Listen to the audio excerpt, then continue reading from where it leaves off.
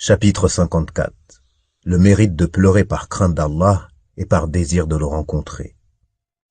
Allah Ta'ala dit: وَيَخِرُّونَ لِلْأَذْقَانِ يَبْكُونَ وَيَزِيدُهُمْ خُشُوعًا. Et ils tombent sur leur menton, pleurant, et cela augmente leur humilité. Quoi? Vous étonnez-vous de ce discours, le Coran, et vous en riez et n'en pleurez point? Sourate 53, versets 59-60. 446. Ibn Mas'ud radiyallahu anhu rapporte: le prophète alayhi salatu wassalam m'a dit: récite-moi le Coran.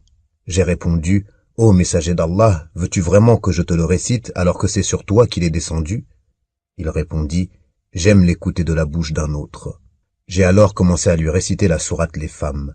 Mais arrivé au verset: quand sera-t-il quand nous ferons venir de chaque communauté un témoin et que nous te ferons venir, ô Muhammad, comme témoin contre ces gens-ci? Sourate 4, verset 41. Arrivé au verset, il me dit: cela suffit maintenant. Je me suis alors tourné vers lui et j'ai vu ses yeux débordés de larmes.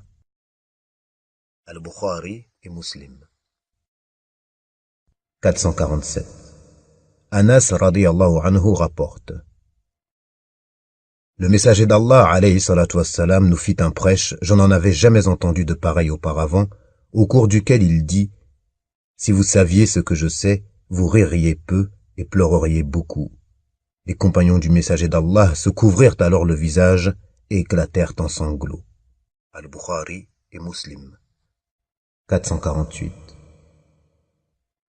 D'après Abu Huraira, radiyallahu anhu, le messager d'Allah alayhi salatu wassalam a dit: aussi longtemps que le lait ne pourra retourner dans la mamelle, celui qui a pleuré par crainte d'Allah ne pourra entrer en enfer. De même, ne se mélangeront jamais la poussière soulevée dans le sentier d'Allah au djihad et la fumée de l'enfer. At-Tirmidhi a dit: Hadith Hassan Sahih. 449. D'après Abu Huraira, radiyallahu anhu, le prophète alayhi salatu wassalam a dit: il y a 7 sortes de personnes qu'Allah protégera de son ombre le jour où il n'y aura d'ombre que la sienne. Le dirigeant juste, le jeune homme qui a grandi dans l'adoration d'Allah Azza wa Jal, l'homme dont le cœur est attaché aux mosquées, 2 hommes qui s'aimant en Allah se sont réunis en lui et se sont séparés en lui. L'homme qui, sollicité par une belle femme de haut rang, lui répond: je crains Allah. L'homme qui fait l'aumône si discrètement que sa main gauche ne sait pas ce que donne sa main droite. Et enfin l'homme qui, loin des regards, se rappelle Allah dans son dhikr, puis fond en larmes. Al-Bukhari et Muslim. 450. Abdullah ibn Shikhir, radiyallahu anhu, rapporte: je suis allé chez le messager d'Allah, alayhi salatu wassalam, et je l'ai trouvé en prière. On entendait comme le son d'une marmite en ébullition émanant de sa poitrine à cause de ses pleurs. Hadith authentique rapporté par Abu Daoud et At-Tirmidhi dans Ash-Shama'il avec une chaîne isnad authentique. 451. D'après Anas radiyallahu anhu, le messager d'Allah alayhi salatu wassalam a dit à Ubay ibn Ka'b radiyallahu anhu: Allah Azza wa Jal m'a ordonné de te réciter les infidèles parmi les gens du livre, sourate 98, la preuve évidente. Ubay demanda: m'a-t-il cité nommément?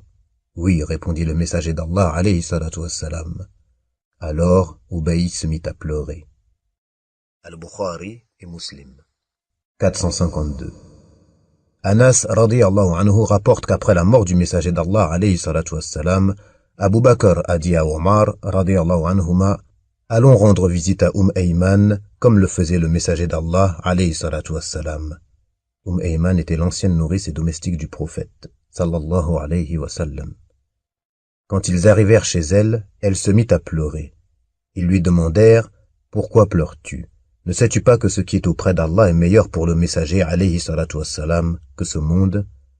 Elle répondit: je ne pleure pas parce que j'ignore cela, mais parce que la révélation a cessé de descendre du ciel. Et en entendant cela, ils se mirent eux aussi à pleurer. Muslim. 453. Ibn Omar radiyallahu anhuma rapporte: quand la maladie du messager d'Allah alayhi salatu wassalam s'aggrava, on le consulta à propos de l'imam qui devait diriger la salat. Il répondit: ordonnez à Abu Bakr de diriger la prière en commun.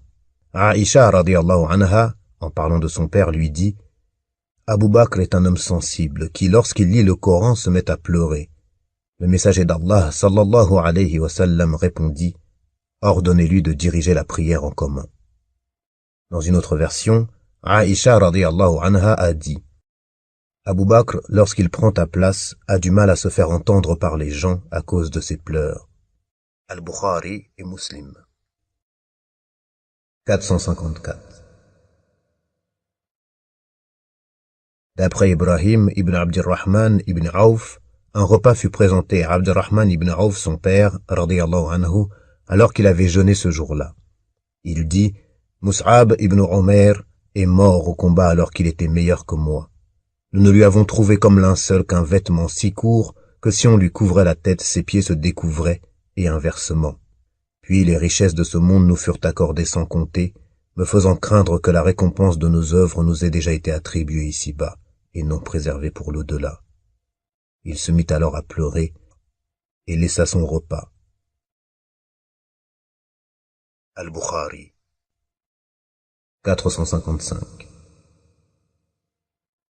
D'après Abu Umama ibn Sudayy ibn Ajlan al-Bahili, radiyallahu anhu, le prophète alayhi salatu wassalam a dit: rien n'est plus cher à Allah Ta'ala que deux sortes de gouttes. Une larme versée par crainte d'Allah et une goutte de sang perdu dans le sentier d'Allah.